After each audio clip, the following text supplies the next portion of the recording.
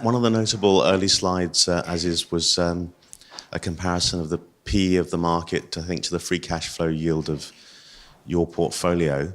Taking out Microsoft and Alphabet, which you have done, and which have slightly different characteristics in terms of free cash flow to the others because of stock-based compensation and their notable low capital expenditure.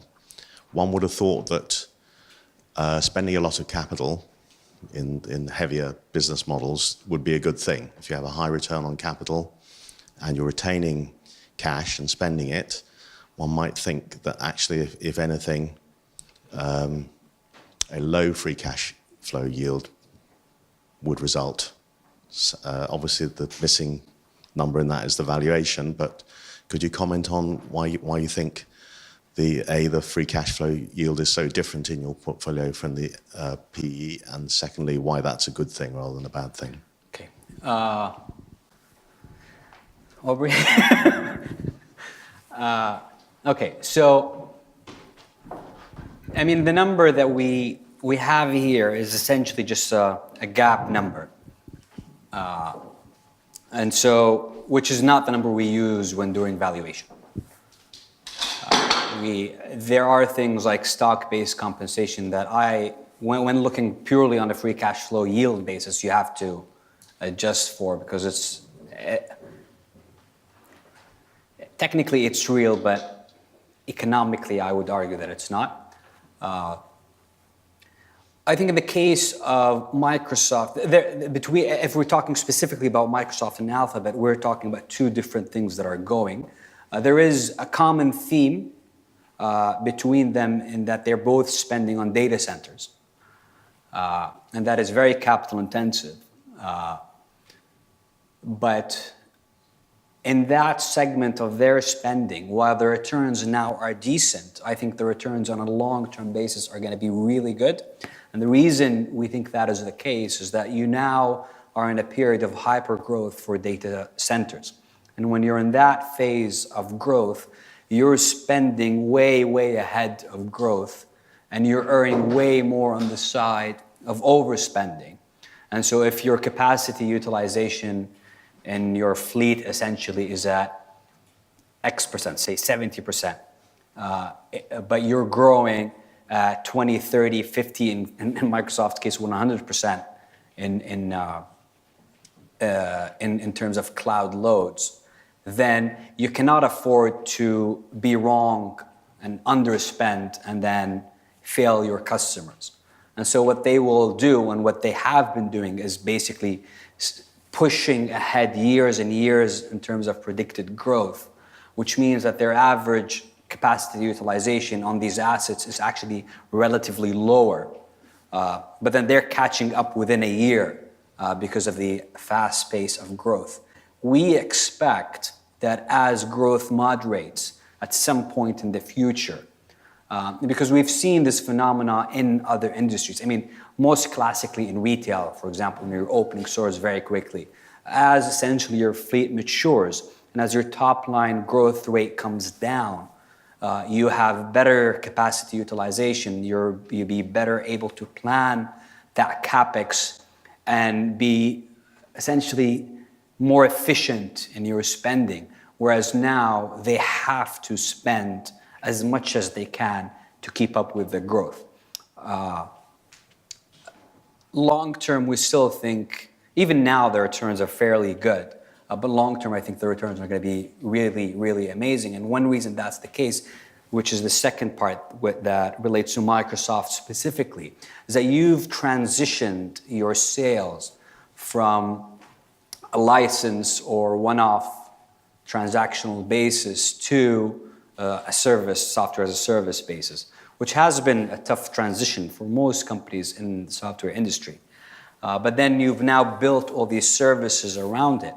And as you do that, you end up essentially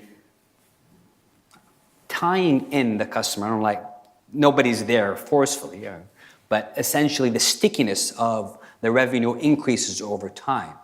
And it becomes smoother and more predictable.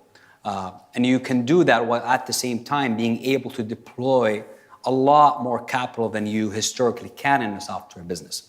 And so now you have a lower volatility top line, a lower volatility margin, and you can deploy a lot of capital in that business at good to great returns on capital. I think you end up with a much more economically valuable business at the end of that.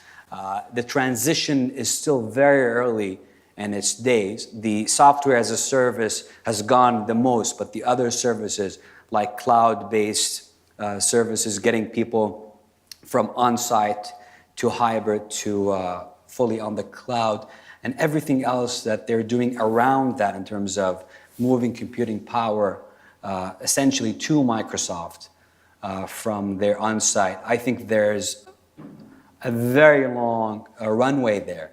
And I think at the end of it, those businesses are worth a lot more. The reason we sold them is we think that they got two prices right now, or sold a big chunk of it, where the risk reward has changed. We don't think they're necessarily overpriced by a huge margin, but we're always thinking risk reward. And that dynamic has changed, in our opinion, with the recent run in those stocks. Did I answer the question? Charlie? Sorry, over here.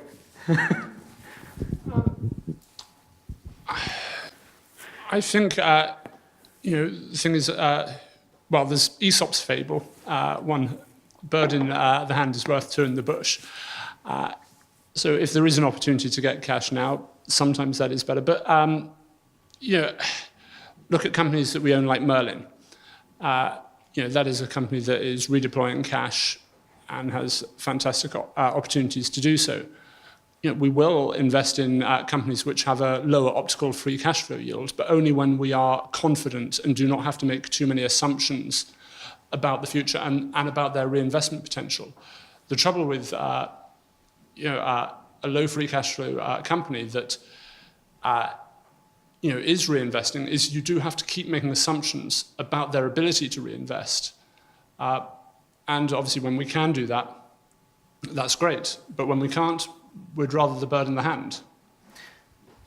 I think it's very rare that you find a company that's reasonably priced that can generate. There are a lot of companies that generate high returns on existing capital, but there are not many companies that can generate high returns on incremental capital that are high.